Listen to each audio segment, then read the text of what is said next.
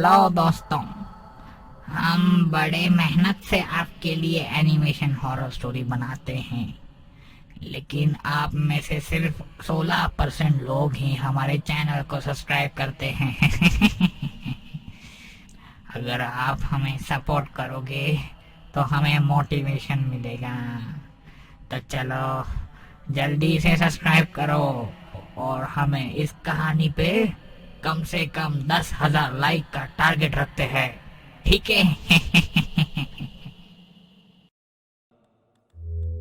कहते हैं कि समय को कोई नहीं रोक सकता, लेकिन त्रेता युग में एक साधना ऐसी भी थी जिससे काल चक्र को मोड़ा जा सकता था।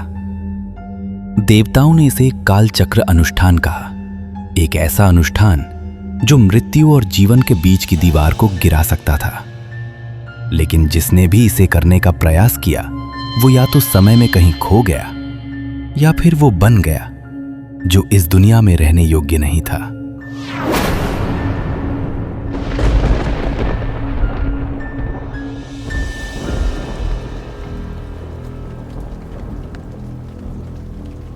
राघव भीगे हुए कपड़ों में कांपते हाथों से गाड़ी से उतरता है। सामने बैठा है एक अघोरी, लंबी जटाएं, भस्म से सना शरीर, आंखें बंद। मैंने सुना है आप मृत आत्माओं को वापस बुला सकते हैं। मृत को वापस बुलाना आसान नहीं है। तुमने किसे खोया है? मेरी पत्नी सुमन पिछले महीने एक हादसे में चली गई। मैं उसे वापस चाहता हूं।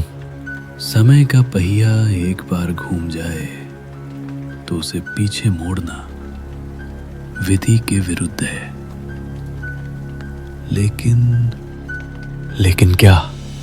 काल चक्र अनुष्ठान। ये अनुष्ठान इतना प्राचीन है कि इसे करने वाला स्वयं काल के गाल में समा सकता है। तुम्हें 12 रातें शमशान में बितानी होंगी। हर रात तुम एक अलग समय में जाओगे। अगर तुम अंतिम रात तक जीवित रहे तो तुम्हारी पत्नी लौट सकती है, पर एक शर्त होगी। मैं हर शर्त मानने को तैयार हूं। तो कल रात से अनुष्ठान आरंभ होगा। राघव और सुमन की कहानी किसी आम जोड़े जैसी थी, लेकिन उनके बीच जो प्रेम था वो किसी भी आम प्रेम से कहीं अधिक गहरा था। सुमन उसकी दुनिया थी, उसकी हर सांस की वजह। वे एक दूसरे के बिना एक पल भी नहीं रह सकते थे। एक हल्की बारिश वाली शाम सुमन बालकनी में खड़ी थी। राघव पीछे से आकर उसे बाहों में भर लेता है।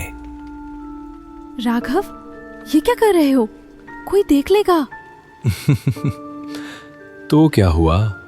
पूरी दुनिया को पता चलना चाहिए कि मैं तुमसे कितना प्यार करता हूं।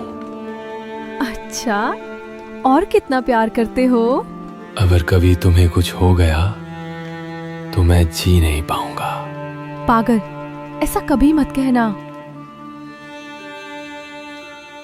आप नहीं जानते, मैं सुमन के बिना नहीं रह सकता। वो मेरी दुनिया थी। उसकी हंसी, उसकी बातें, उसकी आवाज, सब कुछ अब एक खाली सन्नाटे में बदल गया है। प्रेम गहरी शक्ति है, लेकिन क्या तुम जानते हो कि तुम क्या मांग रहे हो? हाँ, मुझे पता है। मैं जानता हूं कि प्रकृति के नियम से छेड़छाड़ कर रहा हूं, लेकिन मेरे लिए सुमन के बिना जीवन और मृत्यु में कोई अंतर नहीं है।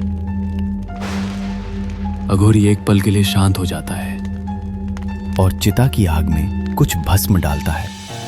आग की लपटें अचानक तेज हो जाती हैं, जैसे कोई छाया उनमें से निकलने की कोशिश कर रही हो। अगर तुम सच में तैयार हो तो सुनो, ये कोई साधारण अनुष्ठान नहीं है। हर रात तुम्हें समय की धारा में उतरना होगा। जो तुम देखोगे वो सिर्फ भूतकाल नहीं होगा, बल्कि भविष्य भी हो सकता है। क्या तुम हर सच को स्वीकार कर सकोगे? सच? कभी कभी जो सत्य हमें नहीं पता होता वो हमारी आत्मा को सबसे अधिक डराता है। क्या तुम इस अनुष्ठान को पूरा कर सकोगे, चाहे इसका परिणाम कुछ भी हो? राघव एक पल के लिए सोचता है, फिर उसकी आंखों में वही पुरानी चमक लौट आती है, सुमन को वापस पाने की लालसा। मैं कुछ भी सहन करने को तैयार हूं। तो कल रात से कालचक्र घूमेगा और जो होगा वो तुम्हारी आत्मा को भी बदल लेगा।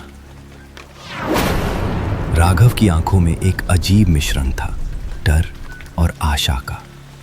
बारिश की बूंदें अब भी गिर रही थीं, लेकिन शायद ये सिर्फ पानी नहीं था, शायद ये नियति की पहली दस्तक थी। रात का तीसरा पहर, घना अंधेरा, शमशान भूमि पर जलती हुई चिताएं, हवा में मंत्रों का गूंजता स्वर और धधकती अग्नि की लपटें, चारों ओर सन्नाटा। लेकिन बीच में बैठा है अघोरी, जो अनुष्ठान की सिद्धि में लीन है।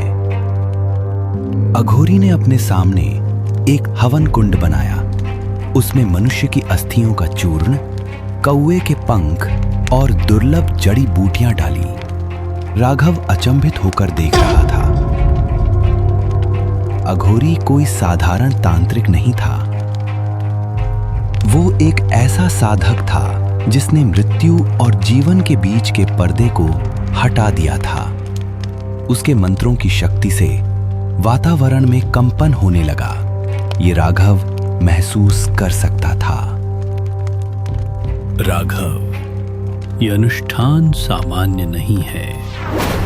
इसे करने से पहले तुम्हें कुछ नियम समझने होंगे। समय के प्रवाह के साथ खेलना मृत्यु को आमंत्रण देने जैसा है। इस अनुष्ठान में 12 रातें लगेंगी। हर रात तुम एक अलग समय में प्रवेश करोगे, कभी अतीत में, कभी भविष्य में। जो तुम देखोगे उसे समझने की कोशिश मत करना, उसे स्वीकार करो। लेकिन अगर मैं असफल हो गया तो? अगर तुम बीच में इसे छोड़ने की कोशिश करोगे तो समय की धारा तुम्हें अपने साथ खींच लेगी।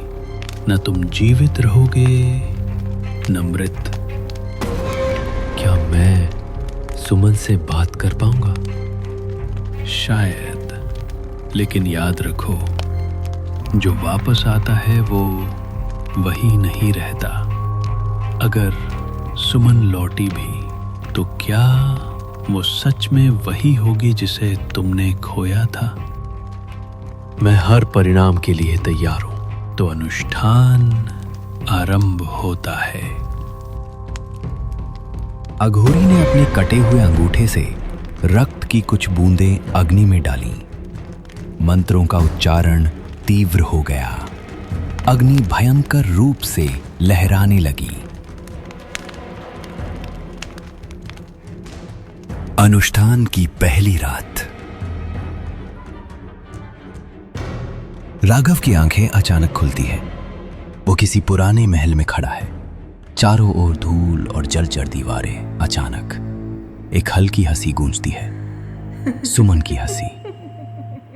सुमन, क्या तुम हो?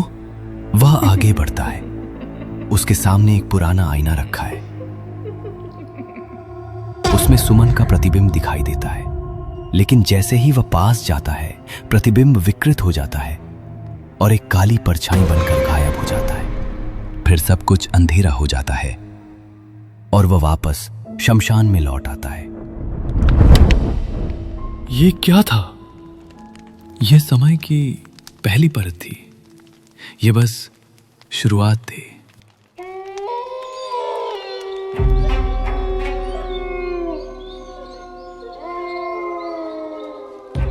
अनुष्ठान की दूसरी रात राघव को एक गहरी गुफा में छोड़ दिया जाता है। वहां कुछ साधु बैठे हैं। वे किसी अज्ञात भाषा में बातें कर रहे हैं। अचानक उनमें से एक उसकी ओर मुड़ता है। उसकी आंखें पूरी तरह सफेद हैं। तुम्हारी आत्मा एक प्रश्न का उत्तर चाहती है, लेकिन क्या तुम उत्तर सहन कर सकोगे? कौन हो तुम?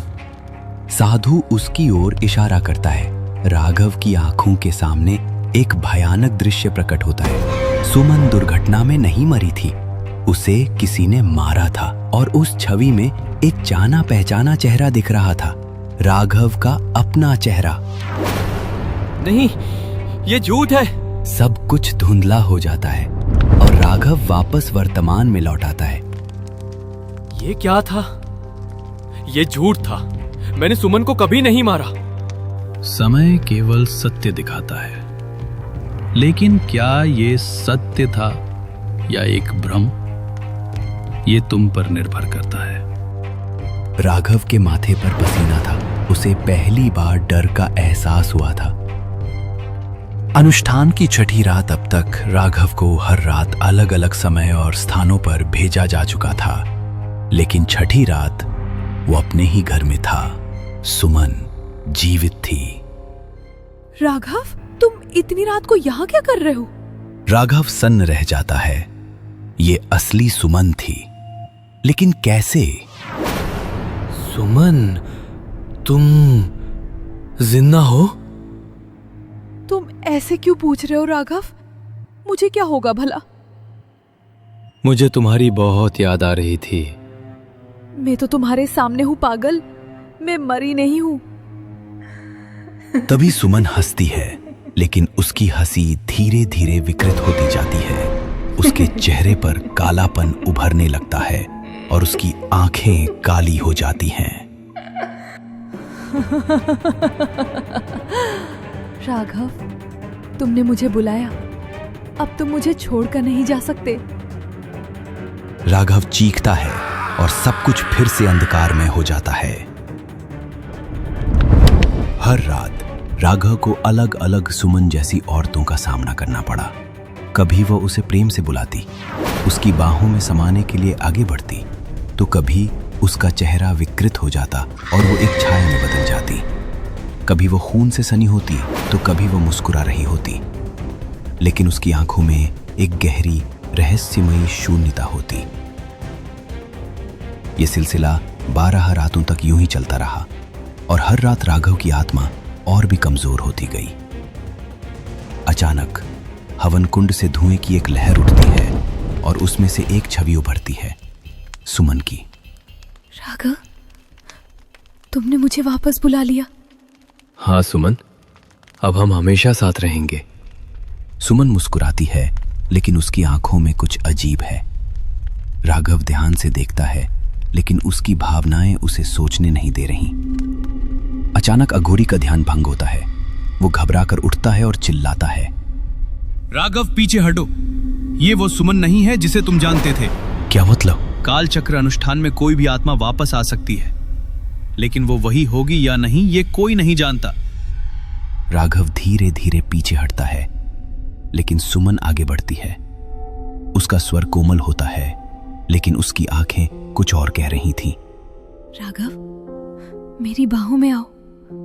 तुमने इतनी मेहनत की है, अब हमारे बीच कोई नहीं आ सकता। राघव उसके पास बढ़ता है। राघव, तुमने मुझे बुलाया, अब तुम मुझे छोड़कर नहीं जा सकते। अघोरी अचानक हवन कुंड में राख डालता है। सुमन चीखती है। उसकी त्वचा धीरे धीरे काली पड़ने लगती है। उसकी आंखें गहरे लाल रंग में चमकने लगती हैं।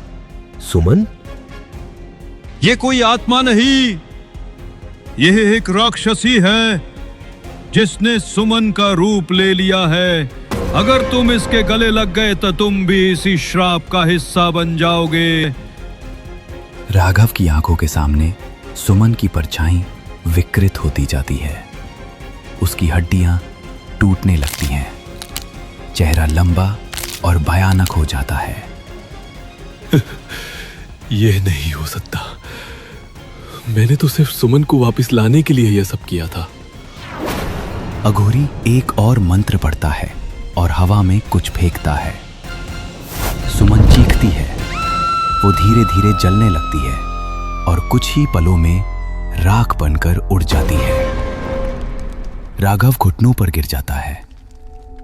उसकी आंखों में आंसू हैं, लेकिन उसके भीतर शून्यता बस चुकी थी। अघोरी उसकी ओर देखता है। उसकी आंखों में कोई दया नहीं, बस कठोर सत्य की छवि है। जो चला गया उसे वापस बुलाने का प्रयास हमेशा विनाश लाता है। तुमने प्रेम के लिए यह किया, लेकिन प्रेम का सच्चा अर्थ जाने बिना। तो क्या सुमन सच में नहीं आ सकती थी? काल चक्र को मोड़ने की कोशिश करने वाले हमेशा पछताते हैं। मृत्यु और जीवन का संतुलन बना रहना चाहिए। राघव अपने चारों ओर देखता है। शमशान की जलती हुई चिताएं अब भी उतनी ही शांत थीं, जैसे कुछ हुआ ही न हो। लेकिन उसके भीतर सब कुछ खत्म हो चुका था। मृत्यु एक अटल सत्य है, एक पवित्र संतुलन जिसे प्रेम भी नहीं तोड़ सकता। खोए हुए को वापस लाने की चाह में राघव ने सीखा कि जीवन और मृत्यु के चक्र से छेड़छाड़ सांत्वना नहीं, बल्कि अराजकता लाती है। सच्चा प्रेम शरीर से नहीं, एहसास से होता है, जो हमारे दिल में हमेशा के लिए बसता है। अपनों की याद को संजोना ही सच्चा प्रेम है, ना कि नियति से टकराना।